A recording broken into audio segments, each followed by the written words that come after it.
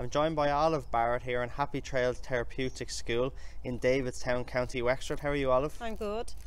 Olive, you have a great setup here with ponies and for kids with disabilities. Tell us a little bit about what you do and who you cater for. Okay, so we would have a large kind of variety of people, people with disabilities, children with autism. We would have people that would actually kind of suffer from mental illness, people that would feel quite stressful in their lives. So we would have different kind of aspects of therapy for each individual needs. Very good. And you have a lot of kids coming to you during the weeks? Yeah, we would have a lot of kids, all different ages, maybe coming for private lessons, and then we would have adults coming from services within the Wexford area. And young Jack Power's here with us today, and he's going to go out on a hack on one of the ponies. And what's ahead for Jack now? Okay, so Jack will be encouraging his verbal and his communication skills. So while in movement on the horse, we would be kind of looking around nature and pointing out and having little kind of sentences and hoping that he will actually talk back the sentences, which he's actually started to do. So he's gone from being quite non-verbal to actually putting sentences together, which is a brilliant achievement for him. That's very good. Well, we'll go follow Jack now and see how he gets on. Brilliant. So Olive, as I can see, Jack's enjoying himself here anyway. I walk up to the church and back. The pony looks very quiet. Tell us a little bit about the horses. We have 14 horses in total.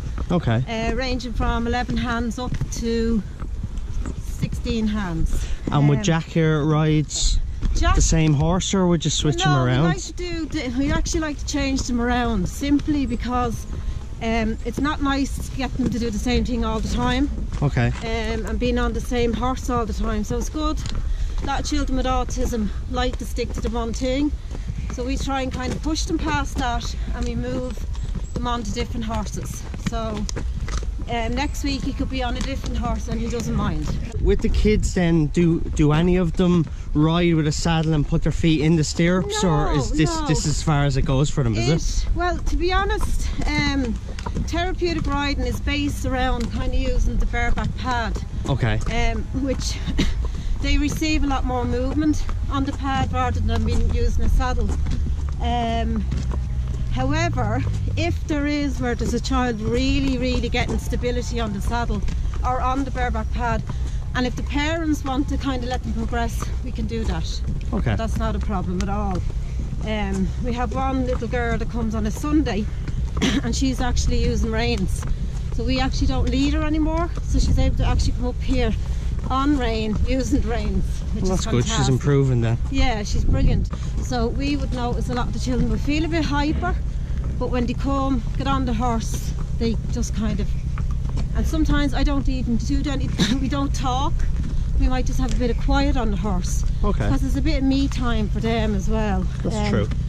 And we all need that, don't we? Yeah, definitely. And as you can see, like, we're just, it's the horse that's the therapy. You know, these are You're just there as a guide and to make sure it's okay. Yeah, we make sure that the children are safe.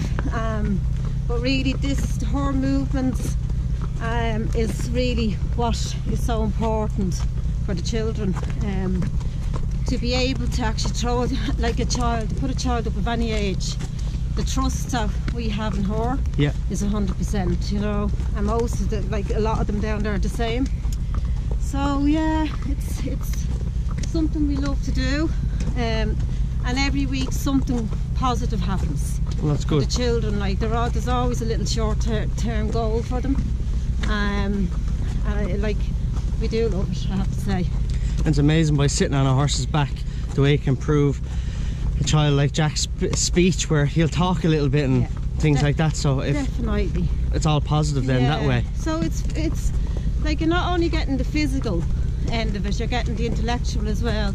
You're getting the trust, you're getting coordination, you're getting kind of the bond then builds up in between the horse and the children as well.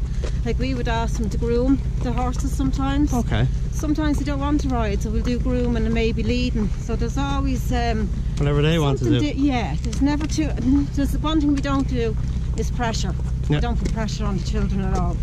And I think they enjoy that, you know. Okay, Jack. I say ready.